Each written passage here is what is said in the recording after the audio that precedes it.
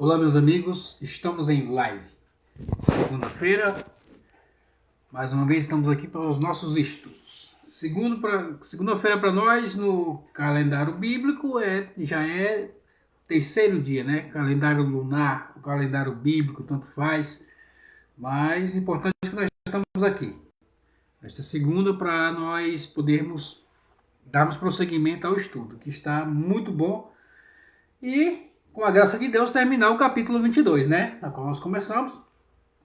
Lembrando a você que sempre contribua conosco, curtindo, comentando, compartilhando em uma de nossas redes sociais. Kawai, que estará vendo os cortes. Nos siga, curta, comente, compartilhe. E também no Facebook, na qual estamos todas as segundas-feiras transmitindo as lives do estudo de Bereshit, de Gênesis. E também a você que quer ver essa aula na íntegra, em tempo vitalício, é só se inscrever no meu canal no YouTube, @osmundocastro40. E o tema dessa aula é Isaac amarrado. Melhor dizendo, vou escrever em português traduzido, Isaac amarrado.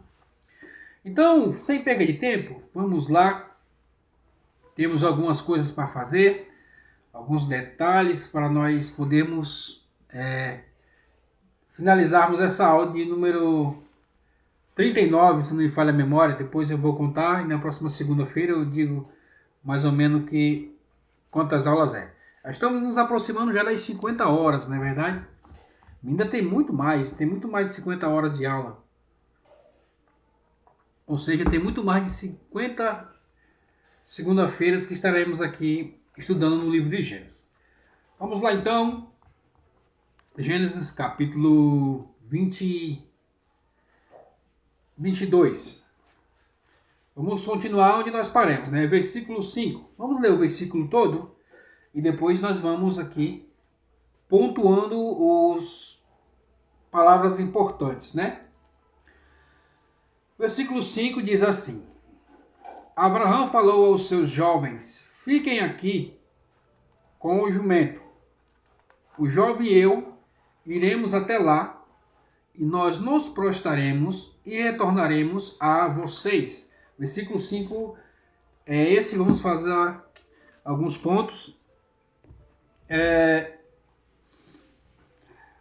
Fiquem aqui com o jumento. Haveria necessidade dele falar fiquem aqui com o jumento? Não, só haveria necessidade de falar fiquem aqui.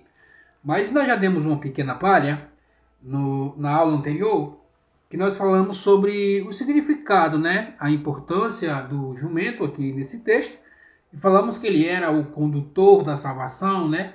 Ele que conduzia a salvação, não ele, sim pessoas que trariam a salvação estariam montados sobre um jumento. Isso seria mais bem colocado, né? Que no caso, falamos de Moshe, no caso aqui Abraão, falamos de Moshe e do próprio Jesus. Falamos dele também. O jumento aqui, ele está dizendo, ele está se referindo mais a algo natural. Ou seja, quando nós acabamos na aula passada, nós lemos sobre o pôr, né, que fique aqui, e depois lemos e estudamos sobre o cor, que quer dizer bem ali, logo ali, né? Então, fizemos aí uma minúcia detalhada, está na aula anterior, que a aula anterior, para você que está vendo o vídeo agora, a aula anterior está no YouTube, certo? Com a hashtag o sacrifício de Isaac, está lá. Esses pontos aqui, então não precisamos entrar em detalhes. Mas um ponto importante fique aqui com o jumento, ou seja, fique aqui no mundo natural. Fala os jovens, falamos nos seus níveis de que eram pessoas justas, né? E não era qualquer pessoa, era Ismael e era Eliezer, né? Falamos sobre isso, pontuamos cada um. Então, Abraão disse: olha, vocês ficam aqui no mundo natural, seguindo a ordem natural, que eu e o jovem iremos lá, subiremos e depois nos prostraremos e voltaremos. É nesse ponto que nós vamos falar. Veja bem, eu escrevi algumas coisas aqui que diz assim, o jumento parecer no mundo natural. O jumento leva à salvação. Isso quer dizer, devemos fluir naturalmente para a salvação. Isso é muito importante entendermos esse ponto. Que nós devemos fluir naturalmente para a salvação. Ou seja, fazermos coisas naturais que era o propósito que nós fizéssemos desde o princípio, né? Na verdade. Que na aula, não lembro de qual é a aula, mas está muito para trás, eu falei sobre o 8º dia, se não me falha a memória, e eu disse que, na ocasião, eu disse que Deus descansa ao 7º dia, e naquela ocasião também nós estudamos que todos os dias Deus disse, não Deus disse, mas está escrito, e foi manhã, e foi tarde, eu acho que é mais assim, não, e foi tarde, foi manhã, o dia 1, dia 2, dia 3, mas no Shabat não tem esta palavra indicando o quê? Que é o Shabat de Deus. Isso quer dizer o quê? Que ainda estamos num Shabat, mas esse Shabat ele é de Deus. Então temos a responsabilidade de continuar a criação. Ou seja, como assim continuar a criação? Elevar a criação, ou seja, tornar o nosso lugar, o nosso ambiente propício para, onde quer que formos, seja um lugar propício para adorar a Deus. Não importa o lugar. Então isso seria o nosso fluxo natural. Mas, conforme nós fomos estudando e vimos que não foi bem isso que ocorreu, mas esse seria o fluxo natural nosso, né, dos seres humanos. Então seguir o fluxo natural para a salvação, ou seja, fazer coisas boas, ajudar o próximo, enfim, tudo aquilo que o mestre Yeshua ensinou nos escritos que foram escritos sobre ele, né? Mas vamos darmos prosseguimento, tá? E a outra palavra foi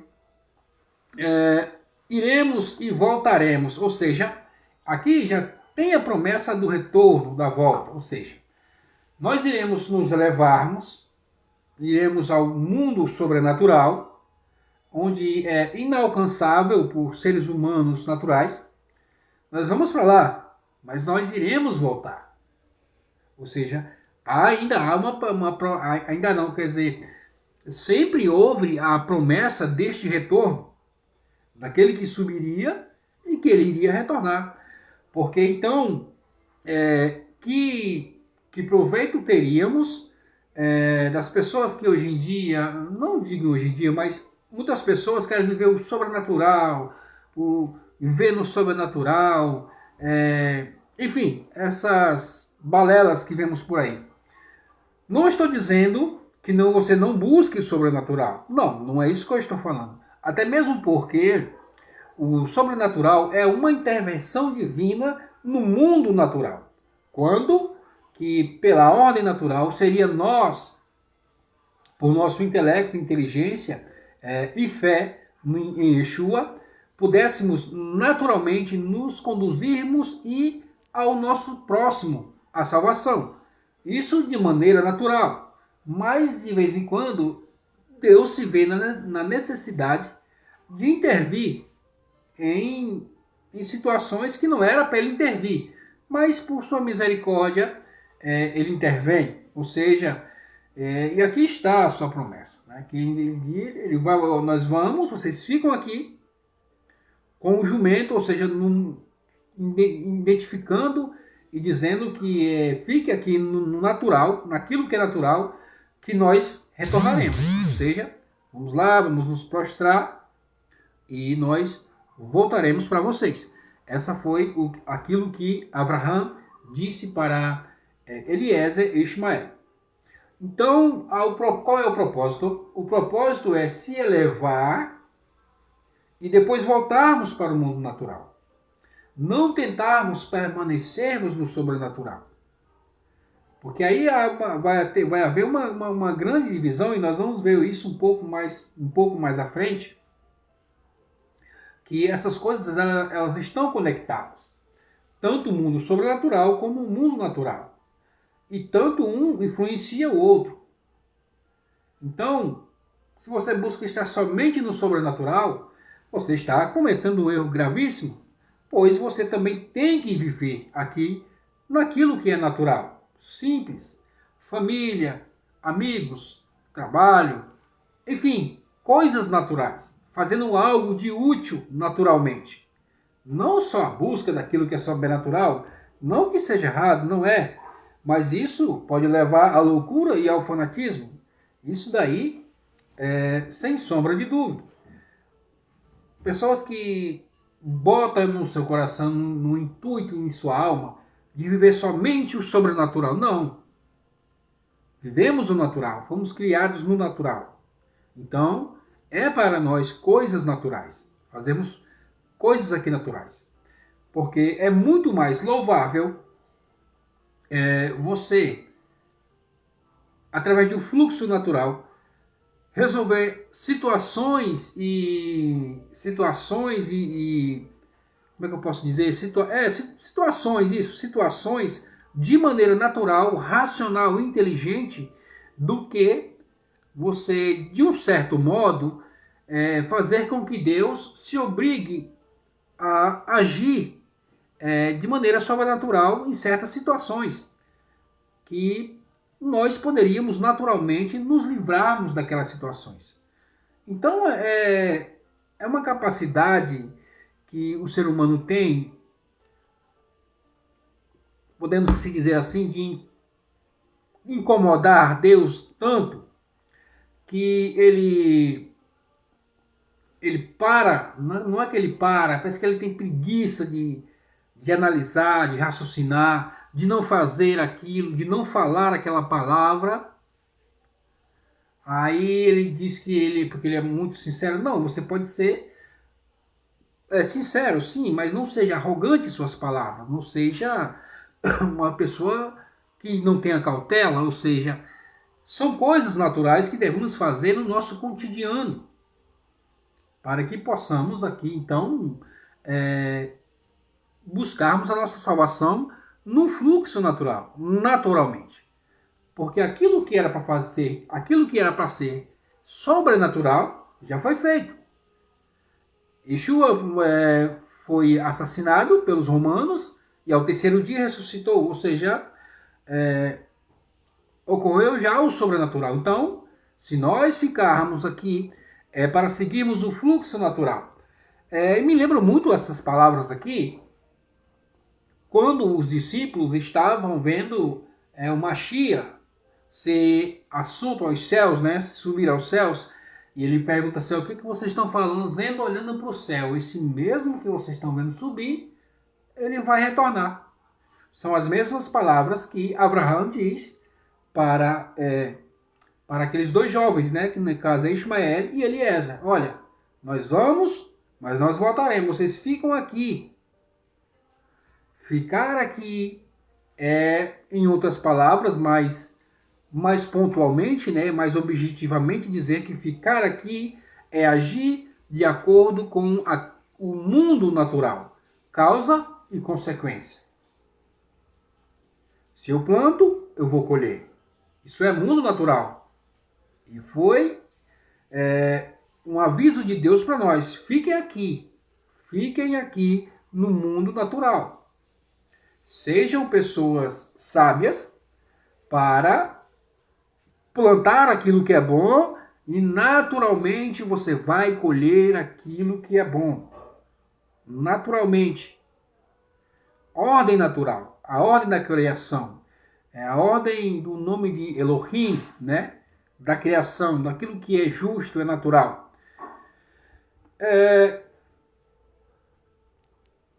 Prosseguindo o versículo 5, né? A outra palavra é se prostrar, ou seja, nós vimos também que na aula passada, não sei se nós vimos direito, mas vamos aqui dar uma pincelada. Se prostrar não quer dizer como popularmente nós conhecemos em ajoelhar-se, não. Aqui se prostrar, ela quer está dizendo em deitar-se mesmo, se anular completamente, com o rosto no chão, de barriga para baixo, não é de joelhos, é deitado mesmo, ou seja, se anular completamente diante de Deus. Ele disse: nós vamos lá, vamos nos prostrar, vamos deitar com o rosto no chão, nos anularmos diante de Deus e depois nós retornaremos. Aqui você já está observando que desde o primeiro versículo que nós temos lendo, em momento algum, fala-se em sacrifício de um ser humano, sacrificar Isaac. De maneira nenhuma você vai ver, não fala. Como nós já temos reiteradas aulas, que essa é a quarta aula somente nesse capítulo, se não me falha a memória, dizendo que isto foi um entendimento de Abraão, não foi um pedido de Deus. E mais para frente vai ficar um pouco mais claro, vamos chegar lá, né? Anular-se, escrevemos aqui, né, alguns pontos, anular-se, ou seja, importante aqui, ó, a bondade se anula assim como a justiça, para que o atributo de misericórdia possa vir para o mundo. Já estudamos também que Abraão, ele é o atributo de bondade. Estudamos isso já há muitas aulas, já estamos estudando sobre isso. Que Abraão, ele é o atributo de bondade e que Isaac, ele é o atributo de justiça. E diante de Deus, tanto o atributo de bondade quanto o atributo de justiça, ele se anula diante daquele que é o Criador de tudo. Até mesmo porque, ao me referir que Deus é justo, como é que eu posso dizer a palavra? Deus é justiça. Se eu afirmo somente que Deus é justiça, eu cometo um equívoco, cometo um erro. Por quê? Porque Deus é o Criador da justiça, então ele não é justiça. Ele é além da justiça.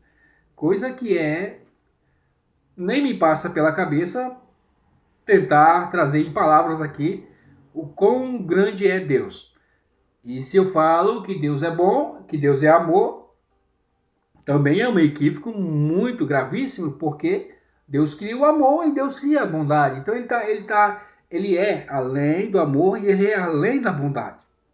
E todas essas coisas aqui, esses atributos, na simbologia, na representatividade de Abraão como bondade, como o aspecto de bondade no mundo, como Isaac como o aspecto de justiça no mundo, eles se anulam diante de Deus.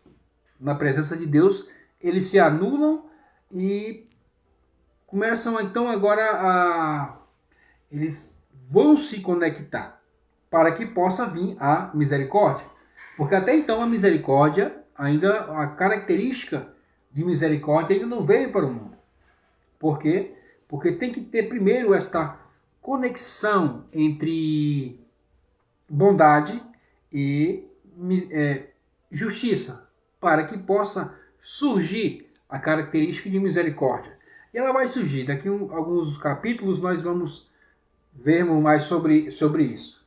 Então, esse é o versículo de número 5.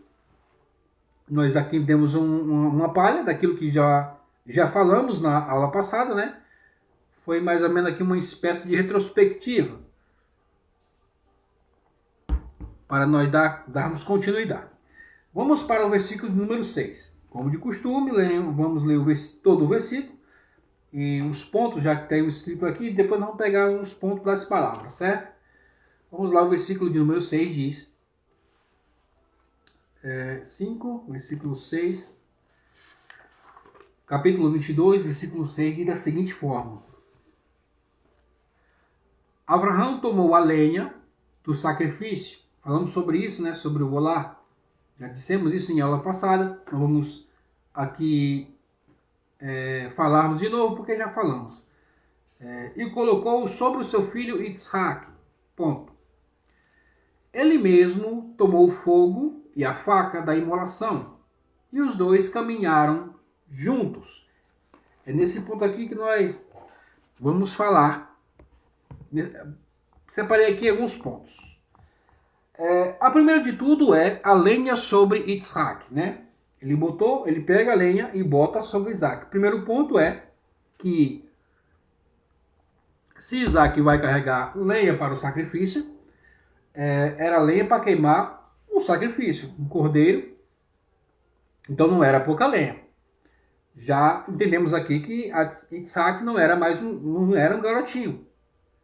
Aquilo que nós falamos em aulas anteriores, que a palavra jovem não quer dizer necessariamente, não está aqui nesse texto, não está se referindo à idade, não. Está se referindo a pretendentes a serem o Messias, o Mashiach, jovens, né? E Abraão pega a lenha e bota sobre Isaac. Nós já falamos sobre a lenha também. Vamos aqui dar mais um pouco. É o combustível que eleva o sacrifício até Deus. Ou seja, são as ações. Verdadeiramente, se não ficou bem claro na aula passada, então a lenha ela está em entendimento aqui de ações. Ou seja, as ações apresentadas para o sacrifício a Deus. Então, o que é que isso quer dizer? Que as ações, elas são atributos da bondade. Então, vai ter que haver uma conexão. Como já temos falado, tem que haver uma conexão entre bondade e entre justiça. As ações são atributos da bondade. E por que está sobre Isaac, que é a justiça? Ou seja, agora nós entendemos o seguinte, que é um ponto que eu escrevi sobre Isaac, ou seja, os atributos da bondade têm que estar sobre a justiça. Ou seja, a justiça tem que ser a base que sustenta as suas ações. Esse que é o entendimento que nos traz. A lenha traz uma ideia de ações que está sobre os ombros, né, sobre Isaac, que é a característica, o atributo, né, a característica de justiça no mundo. Então, as ações têm que estar sobre a justiça, ou seja, ações justas, né? Como já falamos algumas vezes na aula passada, sobre essa questão de levar o sacrifício melhor. Levarmos a lenha de casa, né? Falamos isso na aula passada, nos referindo o seguinte, que as nossas ações elas têm que partir da nossa casa. Nós não sabemos, quando eu falei que vamos ao local de adoração a Deus, vemos outras pessoas apresentando lenhas, ou seja, e quando eu abri os seus olhos naquela ocasião, disse agora também, nós não sabemos suas ações, vemos ele palestrando, ministrando, ensinando, cantando, não vemos a verdadeira origem da sua lenha, do fogo. Se é um fogo propício para o sacrifício, ou se é um fogo que tem cupins, tem larvas, enfim, lenha que não é propícia para o sacrifício, para queimar o holocausto. Então, são as ações. Então, a lenha aqui, ele traz entendimento nesse sentido, das ações, né, na verdade, da pessoa, ou seja, tem que estar sobre a justiça, ou seja, em cima. A justiça ela tem que ser a base, a justiça tem que levar essas ações, se é que eu estou sendo claro. Então, essa ideia, nesse contexto que eu estou dizendo, que as ações têm que ser justas, têm que estar baseadas, baseadas em base, né? Em cima de uma base, baseada em cima de uma base que é Isaac. E quem é Isaac? Repetindo, Isaac é a característica, o atributo de justiça no mundo. Então as nossas ações, elas têm que ser justas. E, como nós falamos também, estamos reiteradamente sempre falando que Abraão, o que ele é? Ele é o atributo da bondade. E ele também pega alguns itens, né? Vamos lá ver de novo. Aqui eu marquei o ponto, mas vamos aqui rapidamente. Então Abraão colocou o sacrifício sobre Isaac. Tá, aí ponto. Falamos sobre isso, né? A lenha sobre Isaac. E ele mesmo tomou o fogo e a faca da imolação. E os dois caminharam juntos, esses dois pontos. Fogo, faca e caminhar juntos. Vamos ver esses dois pontos aqui, que é interessante. Aqui, ele mesmo tomou a faca e o fogo. O que é a faca e o fogo? São atributos da justiça, como nós vamos ver logo mais. Porque, como se fala de faca, e essa expressão você vai ver não de faca, mas mais frequente como espadas, né? Espadas, facas, algo cortante, como nós vimos primeiro lá no Jardim do Éden, onde havia duas facas, duas espadas giratórias, né? Representando a justiça, né? Ou seja, a ação, a execução da justiça, quer dizer a faca. Mas vamos aqui um ponto que eu fiz aqui, que eu escrevi, né? A faca e o fogo para que haja equilíbrio e perfeição e unicidade. Ou seja, aqui um ponto interessante também. Antes de entrarmos no quesito faca em si. A faca e o fogo para que haja um equilíbrio e que haja perfeição, ou seja, para que haja a unicidade.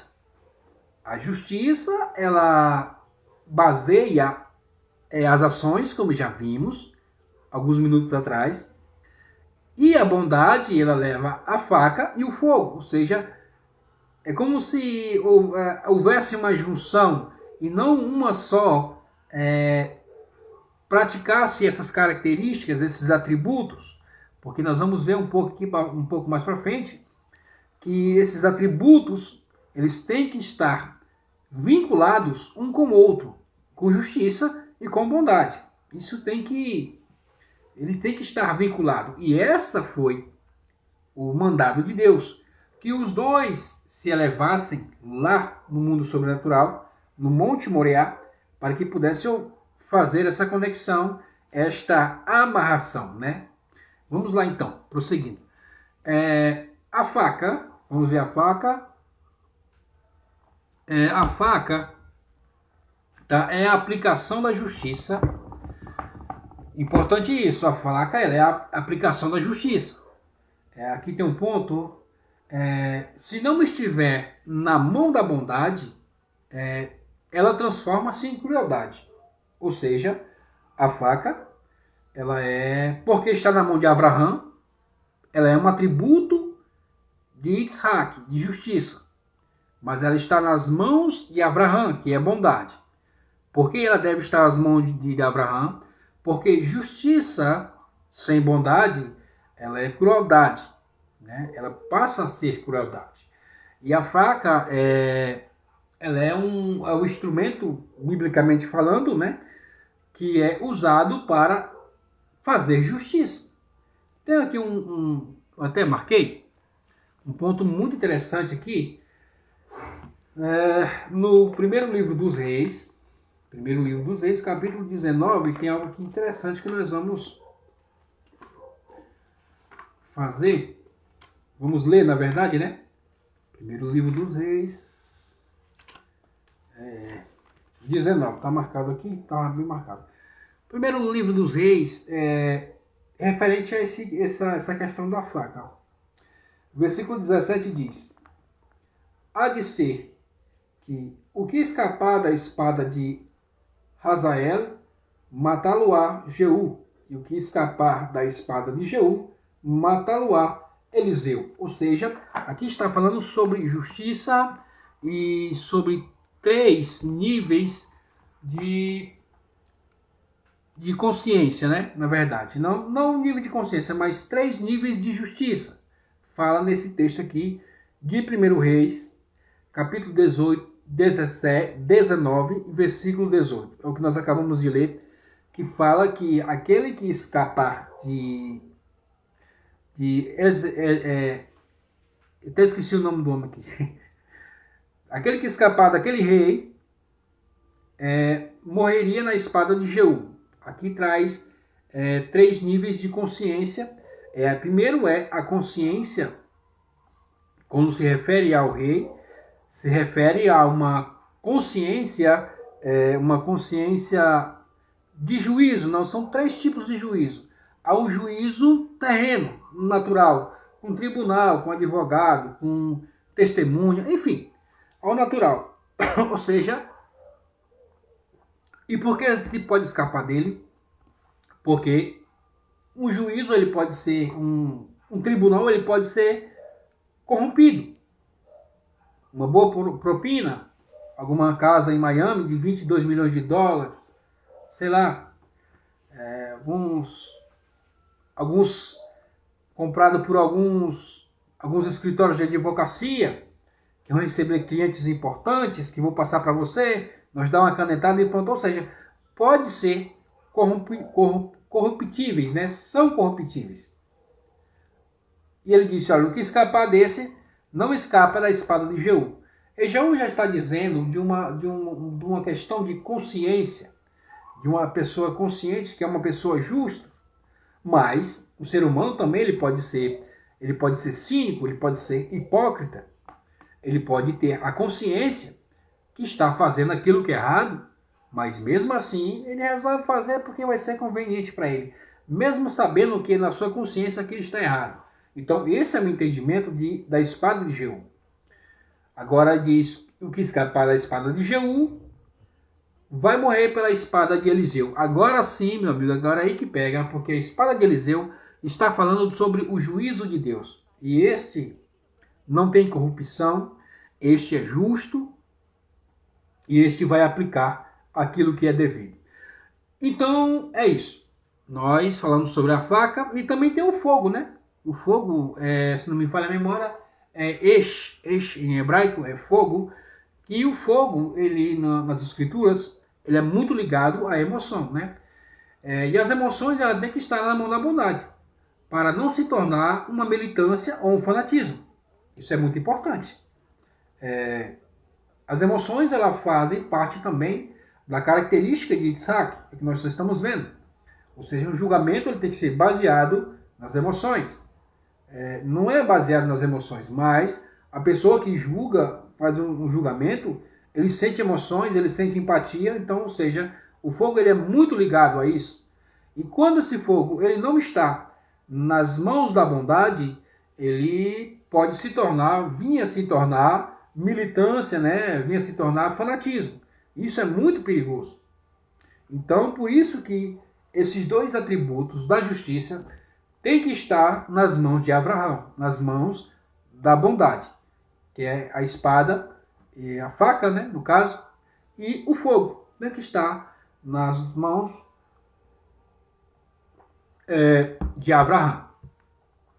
Prosseguindo, o outro ponto seria, e os 2 caminharam juntos. Aqui nós vemos que, pela primeira vez, vemos a conexão entre justiça e bondade. Os 2 caminharam juntos. Em toda a leitura que nós lemos, os capítulos que nós já passamos, não vemos nenhuma referência em nenhuma situação em que Abraão e Isaac estejam juntos. E vamos ver um pouco mais para frente que até conversaram. Não vimos nenhuma conversa dos 2 ainda. Ou seja, é porque aquilo que nós estamos falando desde das primeiras aulas, que a bondade e a justiça aqui no mundo natural, ela não se conectam ao mesmo tempo. O que se pode fazer já explicamos, faço justiça e depois eu faço bondade. Ou vice-versa, faço bondade e depois eu faço justiça. Mas, ao mesmo tempo, elas não caminham juntas, porque são totalmente contraditórias uma com a outra. Justiça e bondade são totalmente contraditórios um com o outro. É por isso que é impossível para nós, seres humanos naturais, praticarmos justiça e bondade ao mesmo tempo. É impossível isso acontecer. E aqui já é um reflexo de que eles estão já no mundo sobrenatural. Então, e lá no mundo espiritual, no mundo sobrenatural, aí sim, bondade e justiça se conectam. E elas têm que se conectar. Elas têm que andar junto para que possa vir a misericórdia. Como já explicamos em aulas anteriores, que a conexão entre justiça e bondade é a misericórdia, que vai nascer ainda, que é Yaakov. Mas é mais para frente. Então esse foi o versículo de número 6, certo? Vamos prosseguir. Já estamos já a 4 aulas, né, desse capítulo. E se Deus quiser, vamos finalizar ele já nesse vídeo. Para nós pegarmos outro assunto, né?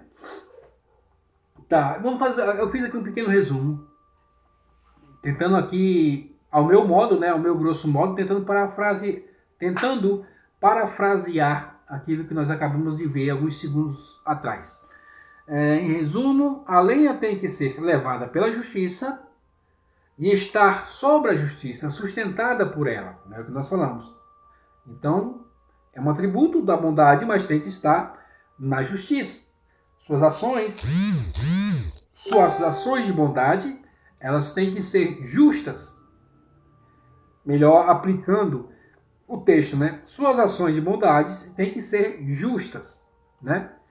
E já a faca e o fogo têm que estar nas mãos da bondade.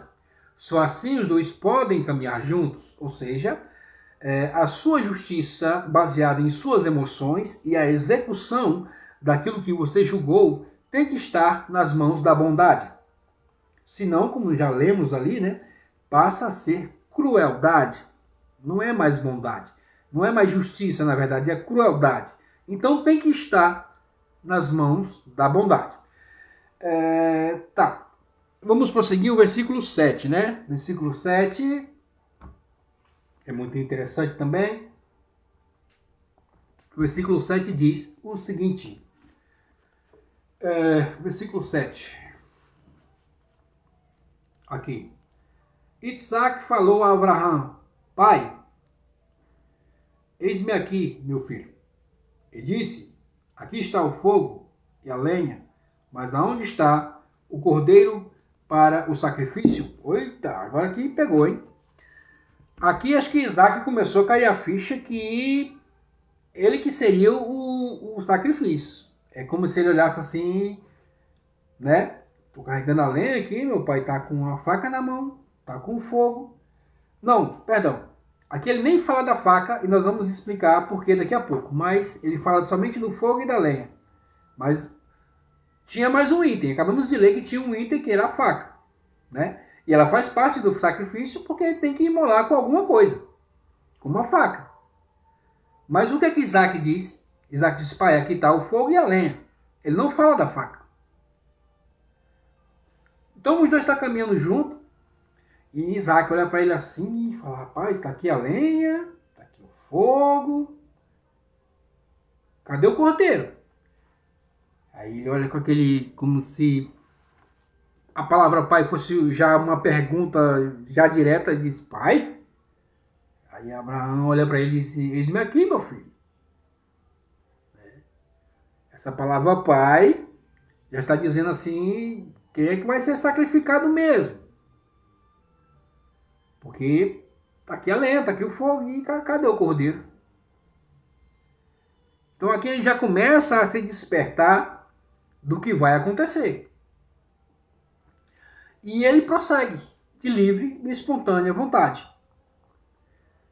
Até então aqui, o entendimento que se tem, que até então aqui ninguém sabia que Abraão estava na mente, na ideia de sacrificar Isaac. Ninguém sabia. O que todos sabiam foi o que ele disse: Eu e o jovem vamos lá subir, a gente vai se prostrar e depois nós vamos descer. Era o que todos ali sabiam. Isaac não sabia, Ismael não sabia, Eliezer não sabia de nada. O que eles sabiam foi que ele disse: Vamos lá, vamos nos prostrar, quando descermos, nós iremos, depois nós descemos, aí nós vamos embora. Era esse o que eles sabiam até então. Isaac no caminho ele percebe que não era bem assim, porque não tem cordeiro, e como já estudamos, qual era a cultura da época? A cultura da época era o pai sacrificar o filho, porque aquilo, culturalmente, da época, né, era algo muito elevado que um pai fazia, enfim, já estudamos sobre isso. Então ele começou a juntar 1 mais 2, deu 4, 9 fora, a conta seria ele. E ele foi, alegremente subiu. Ele não questionou e só perguntou, olha, tá aqui só para me saber mesmo, porque eu não tô vendo aqui cordeiro, mas assim, só entre nós dois aqui, cadê o cordeiro? Essa foi a palavra dele de Isaac, né? Tá, o fogo, a lenha está aqui, a motivação, ou seja, o que é que ele estava dizendo? Meu pai, o que nós acabamos de estudar, de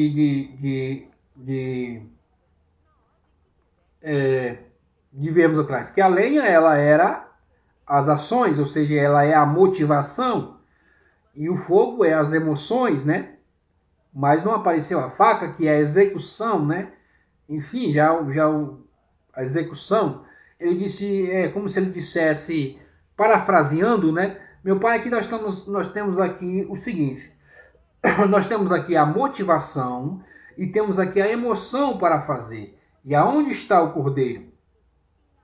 E aonde é que está a faca nessa história? Aonde está o cordeiro do sacrifício? Tá, aqui eu respondo no segundo ponto. Vamos trazer aqui essa resposta. A faca é a execução.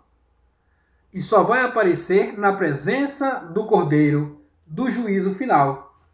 Porque a motivação está com eles, a emoção está com eles, mas a faca não está e o cordeiro não está. Por quê? Porque como a faca ela representa a execução final e o cordeiro de Deus, que tira o pecado do mundo, a faca só vai aparecer na presença do cordeiro, ou seja, no dia do juízo final, que vai ser a execução da justiça divina e ponto final. Por isso que a faca não está nas mãos deles e nem o cordeiro, né?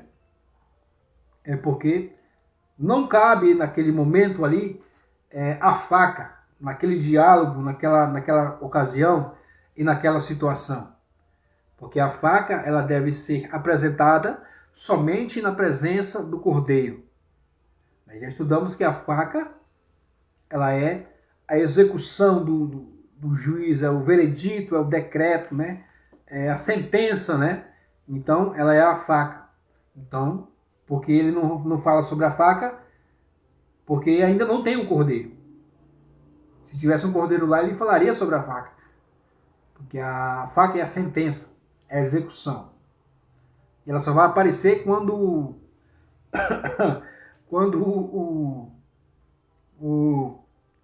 quando tiver o cordeiro. E é muito interessante esse negócio dessa faca. Vai ter muita ainda, como é que pode dizer?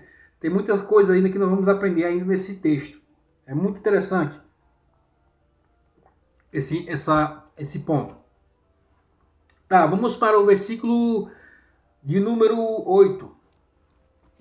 Versículo de número 8 diz assim, versículo 8, e disse a Abraão, Deus proverá o cordeiro para o sacrifício. Deus proverá o cordeiro para o sacrifício, meu filho. Aí, ponto. E os dois caminharam juntos. Apareceu a palavra caminharam juntos de novo. Pela segunda vez. Né? Não havia necessidade, que já estavam caminhando junto, mas tem algo aqui que Deus quer, que as Escrituras querem mostrar, que Deus quer nos ensinar. Tá? Os dois caminharam juntos, aparece pela segunda vez, indicam que depois do juízo, os dois estarão... peraí. Vamos ver o que eu escrevi aqui para nós não atrapalharmos um ao outro, né? Os dois caminharam juntos e aparece pela segunda vez. Indica que depois do juízo, os dois estarão lá, sempre juntos. Continuaram, depois que de tudo acontecer, estará lá tanto o Mashiach quanto o próprio Eterno. Versículo 9, né? Versículo 9 diz: quando chegaram ao lugar designado por Deus, Abraão construiu lá o altar, arrumou a lenha, ele amarrou seu filho Isaque e colocou sobre o altar, sobre o topo da lenha. Ponto, ponto, ponto, ponto. Vamos lá então, alguns pontos que nós marcamos aqui para nós continuarmos. Veja o lugar designado. Está se referindo geograficamente ao lugar designado para sacrifício por Deus, onde no futuro será construído o primeiro e o segundo templo, e no porvir o terceiro, né? Mais precisamente o lugar santo. Havia, vamos ver, acho que em Deuteronômio ou Levíticos, que fala sobre a divisão, né? Que tem o salão, né? Onde ficam as pessoas. Tem um lugar santo, que é o lugar do sacrifício, que é este lugar, exatamente aqui. Quando o primeiro templo foi construído, este lugar onde eles estavam aqui era o lugar santo. Era o lugar santo que Deus disse que deveria ter no templo. Aqui é o santo e tem o santo dos santos. E onde é o santo dos santos, nós vamos ver um pouco mais daqui para frente. Mas este era o lugar santo. Isso é no sentido geográfico. Ou seja, no lugar designado por Deus para sacrifício é no Monte Moriá. Não é em qualquer outro lugar do planeta ou do mundo, é no Monte Moriá. E o que nós fazemos em nossas reuniões, no sentido figurado ou simbólico, oferecemos um culto a Deus em sacrifício. Mas sacrifício mesmo é só no templo. Então, se não tem templo, não tem esse sacrifício literal. Não tem esse sacrifício literal. Porque o lugar designado é lá, no Monte Moriá. Designado por Deus. Se é lá, não é mais nenhum outro lugar. Lá que é o lugar santo. O que nós temos são belos prédios, boas paredes, ótimos bancos, ótimo som. Isso é muito bom. Adorarmos a Deus com conforto é ótimo, é maravilhoso, mas não é o templo de Deus. Não é o lugar designado por Deus. E na nossa atualidade, onde é o lugar designado por Deus? Templo e morada do Santo Espírito, seu corpo. Por isso deve ser cuidado. Por isso deve ser cuidado, né? Por isso deve ser cuidado com o melhor carinho possível. Porque é o templo de Deus. Não são paredes, tá? Não são paredes. É muito bom, é muito confortável, com certeza. Não tem coisa melhor do que você adorar a Deus num ambiente agradável, com ar-condicionado, uma temperatura ambiente, um som ambiente, boas músicas, bons companheiros para cultuar e para estudar, é ótimo, mas ali não é a casa nem o templo de Deus. Não é. O lugar designado é lá no Monte Moriá. Foi designado por Deus, aquele lugar. Isso é um artifício, uma artimanha usado pela Igreja Católica, que percebeu que o povo de Israel, né? Porque até então, você pode pesquisar o quanto você quiser. Eles não tinham calendário, não tinham festa, os romanos, não só os romanos, mas todos os outros povos. Eles trabalhavam, oravam de segunda a segunda, né? Aí eles viram que aquilo era bom. Opa, aqui, este povo judeu, ele tem algo aqui que serve para controlar as massas. E foi isso que eles fizeram. Sequestraram a cultura do povo judeu e inseriram ela no cristianismo como se fosse algo cristão. O templo, né, agora é em Roma, designado por Deus quando Moriá. Mas era em Roma, isso é a igreja, acho que posso dizer primitiva, né? A primeira que surgiu. E até que enfim veio, né, a reforma protestante, que eu também tenho minhas críticas particulares à reforma protestante, que também aderiram esse mesmo conceito da Igreja Católica, que é controlar as massas em todos os quesitos. Por quê? Olha o detalhe. Se é uma reforma, vou falar agora com você como um pedreiro. Se você me chama para reformar a sua casa, você diz, olha, não quero essa parede, que é feia. Não quero essa pia. Aí você bota um forro aqui, bota outra parede aqui, troca o piso, vamos reformar a casa. Ou seja, eu faço a reforma na sua casa, a única coisa que eu não faço é mexo nos pilares e nas estruturas da sua casa. Uma reforma é isso. É reformar algo que já está ali estruturado, a parte de parede, pintura, enfim, uma janela ou outra, mas eu não mexo na estrutura. E a estrutura da Igreja Católica é a idolatria e o domínio da massa, domínio do poder. Então, se o protestantismo foi uma reforma, então ele manteve os pilares. Se você é inteligente, você vai entender o que eu estou dizendo. Ele manteve os pilares da Igreja Católica, manteve os pilares da idolatria, de todos os argumentos e que é necessário para controlar e manter as massas. Enfim, são muitas coisas, mas não vamos entrar aqui que não vamos mudar de assunto. Vamos andar para frente, que não é esse o tema, mas tem muita coisa e tem muito pano para manga. Repito, isso é um entendimento particular meu, mas já que você ouviu o que eu disse, analise com seus botões. Vamos lá então. E outra coisa que ele fez, ele arrumou a lenha, ou seja, ele organizou as suas ações. Para depois ele poder amarrar Isaac, ou seja, ele se organizou tudo, ele fez o altar, ele arrumou a lenha bem arrumadinha ali, e depois o que ele fez, ele amarrou Isaac, ou seja, houve aqui então já a conexão. Isso aqui é muito importante, ou seja, aqui nós entendemos, para que haja uma conexão, um entendimento entre dois opostos, alguém tem que ceder.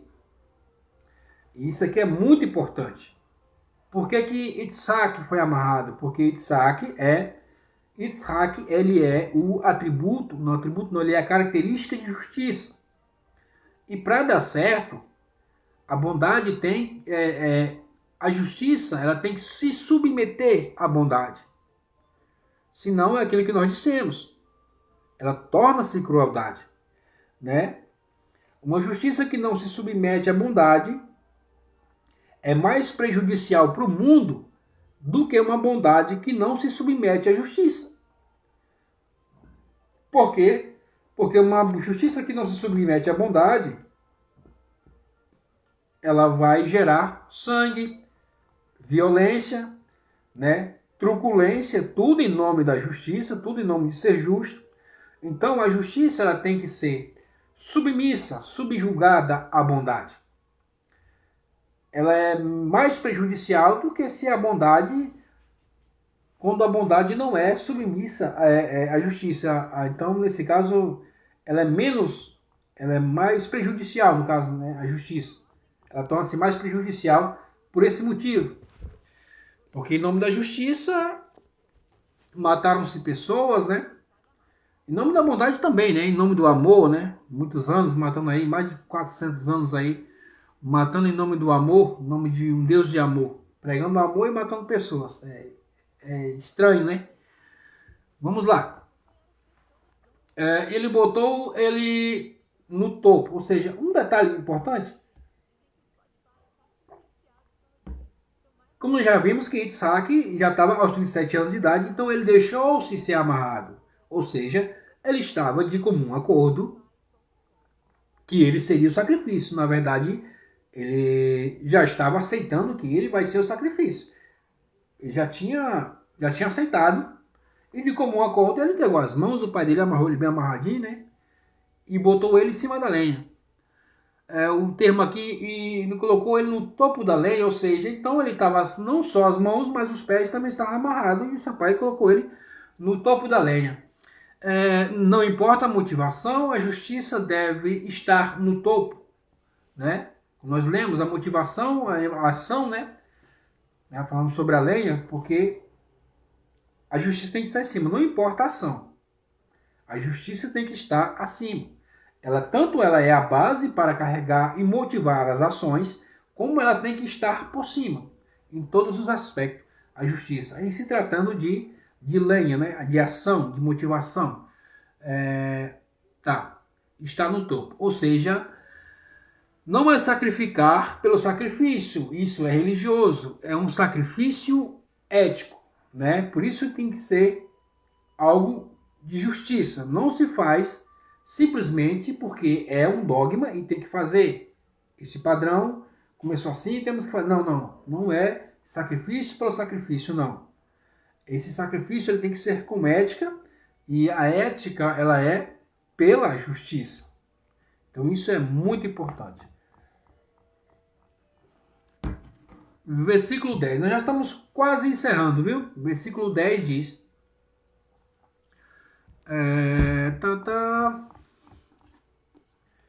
Versículo 10. Abraão estendeu a mão e tomou a faca para abater seu filho. Ou seja, agora Abraão, o que ele faz? Ele pega a faca e vai executar, né, o juízo. Versículo 11 diz: o anjo de Deus chamou-o do céu. Deixa eu ver se tem alguma palavra aqui, tem uma mais na frente, nós vamos ver um pouco. O anjo de Deus chamou-o do céu e disse: olha, apareceu aqui de novo Rachamai. E aonde aparece Rachamai? Rachamai aparece, acho que na segunda aula que nós tivemos desse nosso estudo, falamos sobre o Rachamai, que quer dizer que é a ética, né? O entendimento, a consciência, o conhecimento ético, moral. Falamos sobre isso. Então, do Rachamai, ou seja, da ética. E disse: Abraham, Abraham. E disse: eis-me aqui. Versículo 11. Abraham, Abraham. Tá, agora temos aqui, ele chama Abraham por duas vezes. Abraham, Abraham. Não era porque Abraham era moco. E nem é surdo, né? Moco é nossa linguagem aqui do Nordeste. Não era porque Abraham era surdo ou porque ele tinha TDAH, ele tinha que chamar duas vezes. Não. Tem um propósito aqui em chamar Abraham duas vezes. Então, algumas pessoas são chamadas duas vezes na Bíblia Sagrada. Então, nós vamos entender por que essas pessoas são chamadas duas vezes na Bíblia Sagrada. Eu destaquei aqui duas importantes, mas tem algumas outras. Não são muitas, mas tem algumas.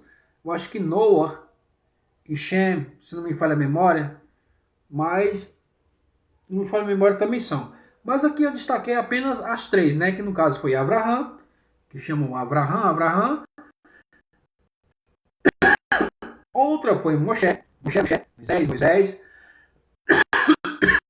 Tira a sandália dos pés, né? O outro foi chamado duas vezes e foi Samuel, né? Que é Samuel, chamado duas vezes ao mesmo tempo. Vamos entender o porquê esse chamou duas vezes. Muitas horas atrás, em aulas, né? Quando eu falo em horas, falo aulas, vamos falar aulas que é melhor, né? Nós falamos que o nome é o propósito, ou seja, o nome é o propósito. A alma e o corpo físico têm um nome. quanto a alma e o corpo conectam-se no mesmo propósito, são chamadas duas vezes. Isso é importante. Perdão, não nosso nome agora na atualidade, mas o nome bíblico, ele tem um propósito. Então, tanto a alma tem um nome, quanto o corpo físico também tem esse nome. Quando Deus chama duas vezes, Abraham, Abraham, ele está dizendo que Abraham conseguiu, naquele momento, tanto a sua alma quanto o seu corpo físico estarem no mesmo propósito. Porque o corpo natural, né, que é o corpo físico, vamos dizer, o corpo sobrenatural, que é a alma, estavam em um mesmo propósito. Nós vemos muitos desastres, né, muitas tragédias, até no meio religioso, de pessoas que ministravam essa palavra, palestravam sobre isso, e falavam disso, falavam daquilo e tal. De repente, você vê, infelizmente, uma tragédia ou um escândalo, né? É porque a alma e o corpo não estavam no mesmo propósito. Isso é muito importante a gente aprender, que quando o nosso corpo e a nossa alma não está no mesmo propósito, Deus não chama duas vezes. Então, se ela não está no mesmo propósito, mais cedo ou mais tarde, algo vai acontecer. Seja um escândalo, seja uma decepção, ou, infelizmente, Deus nos livre, uma tragédia, ao ponto de até ceifar vidas, né? Ou tirar a própria vida. Deus nos livre dessa ocasião, mas isso ocorre. Porque quando a sua alma está para uma direção, o seu corpo está na outra direção, o que adoece é a alma. E a alma, uma vez adoecendo, ela vai chegar a um ponto que ela vai adoecer terrivelmente, que ela começa a afetar o corpo físico, que nós chamamos hoje em dia de depressão. É a alma doente. Essa é a origem da depressão. É a alma adoecer a tal ponto que ela começou a afetar o corpo físico. A doença da alma. Então, a alma tem um propósito. O corpo físico também tem um propósito. Quando os dois se conectam no mesmo propósito, Deus chama duas vezes. Abraham, Abraham. Tanto o corpo natural quanto a alma está ligada e unida em um único propósito. Esse é o entendimento desse versículo 11. Tá. Vamos entender um pouco mais? Eu escrevi aqui? Não. Chamado duas vezes, Abraão junto sobre nós, vamos tá. Outro ponto, Abraão, tá. Pronto, aqui. Você lembra que no começo, bem no começo, como nós entramos no capítulo que já começou sobre Abraão, o nome não era Abraão. No caso, em português, Abraão. O nome era Avram, né? Estudamos sobre isso, já estudamos sobre isso, que em português é Abrão, né? Ou seja, ele era um justo. Sim, ele era um justo ao ponto que Deus falou com ele. Mas ele era um justo de um nível natural, um nível humano, né, natural. Uma pessoa que é natural, não há nada de sobrenatural. E estudamos sobre isso em Abraão, lá atrás. Muito lá atrás, algumas horas atrás. Então ele é o Avram natural, corpo físico natural. Nós vimos que na medida que ele vai para Jerusalém, ou para a terra de Canaã, né? E Deus, há um momento em que Deus muda o nome dele, quando Deus aparece para ele, muda o nome dele, ou seja, ali a sua alma conecta-se com o sobrenatural. Ou seja, aí ele passa a ser Avraham. Era natural, Avram, agora é Avraham. Mas é como se, no entendimento, Avraham, mesmo sendo mais espiritualizado, podemos se dizer assim, mas sempre tem esses picos, subindo e descendo, né? Espiritual, humano, natural, Por quê? Porque tinha a questão de Ismael, nós estudamos muito sobre isso, se Ismael é que ia ser o herdeiro, se não era, já estudamos muito sobre isso. Aqui neste caso, por que ele é chamado de Avraham? É porque finalmente ele consegue conectar-se, por ele ser o atributo de bondade, neste momento, ele consegue conectar-se com a justiça. A bondade se conecta com a justiça. E uma vez conectada com a justiça, aí sim, ela pode ser chamada duas vezes, Avraham, ou seja, tanto o corpo natural quanto a alma, que é o corpo espiritual, estão conectados no mesmo propósito, de bondade e de justiça. Agora sim, pode nascer Yaakov, a misericórdia, porque está completo, a conexão está feita. Vamos, versículo de número 12, né? Vamos para nós começarmos já a tentarmos a encerrarmos o capítulo. Ele vai, na verdade, até o capítulo mesmo, ele vai até o versículo 24, mas vamos ver isso um pouco para frente, né? Nós não estamos bem, vamos ver como é que estamos de hora,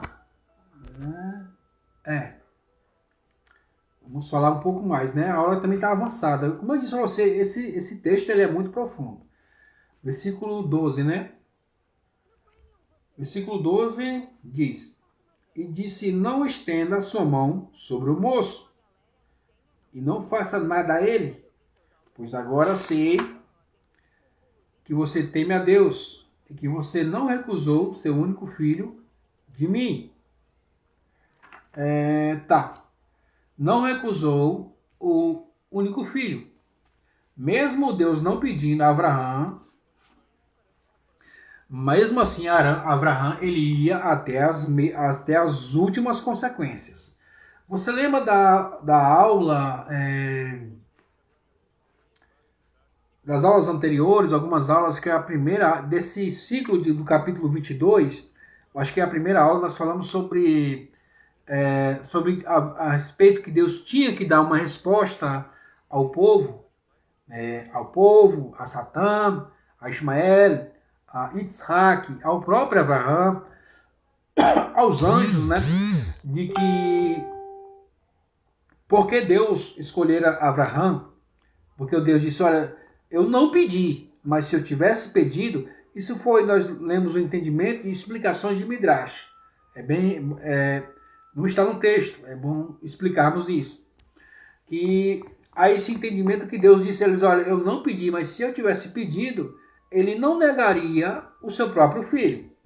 Então, mas na medida que nós fomos estudando, nós observamos que, ao momento algum, Deus pede para sacrificar o seu filho. Há este entendimento, talvez seja por causa desse versículo, mas nós estudamos até aqui, versículo por versículo, palavra por palavra. Você é testemunha e está aqui no YouTube gravado para todo sempre, não sei, né? Estou brincando. Gravado para sabe Deus até quando, que nós não vemos em momento algum Deus pedindo para matar Yitzhak. Foi o que Avraham deduziu, e ele iria até as últimas consequências para provar o seu objetivo. Ele disse, não, pronto, eu precisava ter uma resposta para levar para os anjos, para levar para Satã, e a resposta está aí. Foi isso, não é para matar. Não mate. Não faça mal ao garoto. Na verdade, esse teste de Avraham, qual foi? Na verdade, o que seria? O teste de Avraham, na verdade, é para não matar, porque todos matavam. Avraham era para fazer diferente. Não, Avraham, todos matam, porque isso é um rito religioso. Você não, você faça diferente, deixe-o vivo, porque não quero sacrifícios humanos. É o que nós vamos entender um pouco mais para frente. Agora o versículo 13, né? Versículo 13 diz, ele diz o seguinte: Avraham observou em volta, e eis que havia depois, havia depois um carneiro que estava preso por seus chifres numa moita. Abraão foi e agarrou o carneiro e ofereceu como oferenda queimada no lugar do seu filho. Versículo 13. Veja bem, o carneiro já estava lá. Tem um entendimento e um midrash, mas nós não vamos falar porque vai fugir muito. Nós estamos aprofundando, mas não tanto. Mas tem um entendimento que ele foge muito do nosso propósito nesses vídeos. Quem sabe uma outra hora. Mas aqui nós estamos vendo só aquilo que é mais simples, básico. É o que nós estamos estudando. É muito profundo isso. Que no caso aqui, que ele olhou, né, a palavra olhar aqui, né, erguer os olhos, que seria aonde seria o santo dos santos, que o cordeiro estava amarrado nesta árvore que é o santo dos santos. E que essa árvore, que seria essa árvore? Essa árvore seria a árvore da vida. Não a do conhecimento, mas a da vida. E lá estava o cordeiro preso com os chifres nessa árvore da vida. Aquela mesma árvore da vida que os anjos ficaram com as espadas protegendo. O cordeiro estava lá. Então, é profundo, não é o propósito aqui do nosso estudo, porque é um tema profundo de se entrar. Mas, seguindo aqui o literal, preso pelos chifres. O que estava segurando o cordeiro eram os chifres. E que são os chifres, né? São dois, né? Na verdade, são dois. Hoje nós temos, em nossas traduções em português, falam de trombeta, né? Mas não é trombeta, é chofar. O primeiro chofar que foi tocado, que segurava o cordeiro lá, preso na árvore da vida, o primeiro chofar foi na entrega da Torá, lá no Monte Sinai. Representa um dos chifres. E o outro é muito maior ainda, que é o chifre que está segurando o cordeiro.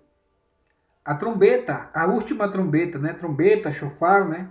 Buzina, que vai ser tocada na volta do Mashiach, do Messias, de Jesus, né? Na verdade, Jesus, Yeshua, né? São esses chifres do cordeiro. É o que está segurando ele lá ainda, na árvore da vida. Ele está preso por esse chofar, essa trombeta, essa corneta, né? Sei lá como é que chama, é tanto nome que chama. O chifre é o chofar, né? Que buzina. E ela é traduzida em Apocalipse como trombeta, né? Tanto que mudaram. Trombeta, não é trombeta, é chofar. Esse é o certo para ser falado, chofar. Que é feito de chifres de carneiro. Retira-se o chifre do carneiro e faz o chofar. Que buzina, na verdade.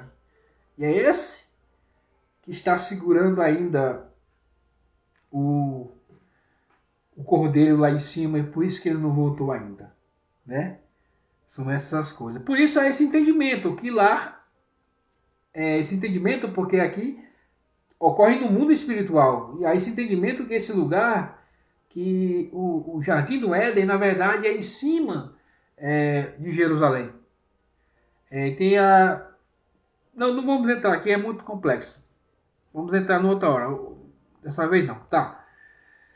Aqui tem um ponto importante aqui que nós vamos, antes de nós encerrarmos, creio que nós já estamos bem avançados.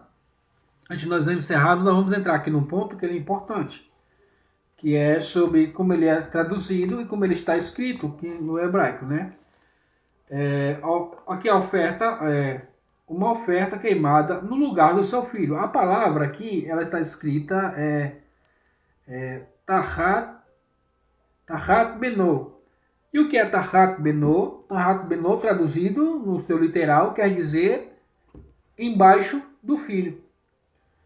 O que é que isso quer dizer? Quer dizer o seguinte, que tem alguns entendimentos, né? São 3 entendimentos, na verdade, mas vamos ficar aqui com o literal. Há o entendimento que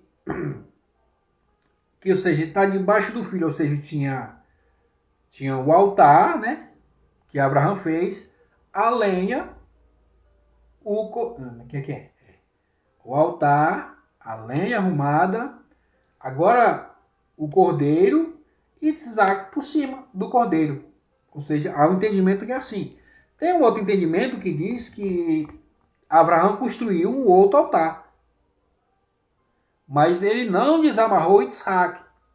Isaac continuava lá no altar e o cordeiro em outro altar. Aqui o texto literal está dizendo que estava debaixo de Isaac o cordeiro. Isso quer dizer que na hora da imolação, já um comentarista Rashi, ele diz que Abraão dizia as palavras que assim como estou fazendo a este cordeiro, que o Senhor receba como se fosse com o meu filho. Ele dizia essas palavras, né? Quer dizer que, ou seja, o sacrifício quer dizer que o animal tem corpo, mas ele não tem sentimento como o ser humano. O sacrifício era de um corpo, certo? Certo. Se ele tivesse sacrificado Isaac, ele estaria comparando a Isaac como um animal qualquer, como se fosse um animal, sem sentimento, sem importância. Então, para o sacrifício, o sacrifício ele precisa de um corpo. Mas Deus não quer sacrifício de seres humanos, porque seres humanos têm sentimentos, né? Ele pode se arrepender, ele pode mudar de vida, e o sacrifício precisa de um corpo. Por isso o sacrifício de animal. A parte do animal por isso um em cima do outro, porque a parte do animal é o corpo, né? O sangue, porque só tem somente a vida. Tem um corpo físico, não tem alma, não tem sentimento, não tem raciocínio, é o corpo. E o ser humano também tem um corpo, mas tem raciocínio, tem sentimento, pode se arrepender, pode mudar de vida. Então, o ser humano ele sacrifica a Deus os seus sentimentos, as suas opiniões, as suas convicções. Ele sacrifica a Deus essa parte que é intelectual, espiritual, não seja, da maneira que você achar melhor falar. Então, essa é a parte do ser humano, que ele sacrifica a Deus. O animal sacrifica somente o corpo. Se o sacrifício precisa de um corpo, o ideal é um corpo de animal. Em resumo, Deus nunca quis sacrifício de vidas humanas. Então, vamos prosseguir na leitura? Já estamos bem avançados, né? Vamos só ler, vamos deixar para a semana que vem. Tá, o versículo 14 diz: E Abraão denominou o lugar de Deus verá, como se diz até hoje, a montanha de Deus, ele será visto. Ou seja, que Deus veja o sacrifício que Abraão fez, né? Naquela montanha. O anjo de Deus chamou Abraão uma segunda vez do céu e ele disse: Deus declara: eu jurei por minha própria essência que por você ter realizado este ato e não recusou seu filho, seu único filho, eu abençoarei você e multiplicarei a sua descendência como as estrelas do céu e a areia à beira-mar. E os seus descendentes herdarão os portões dos seus inimigos, e todas as nações do mundo serão abençoadas através dos seus descendentes, porque você escutou a minha voz. Qual foi a voz essa? Não mate o seu filho. Ou seja, não quero sacrifício de seres humanos, sacrifício de pessoas. Então, meus amigos, né, encerramos aqui. Espero você na segunda-feira que vem, na próxima aula. Muito obrigado por ficar comigo até aqui agora. Espero você lá. Fique bem, fique em paz.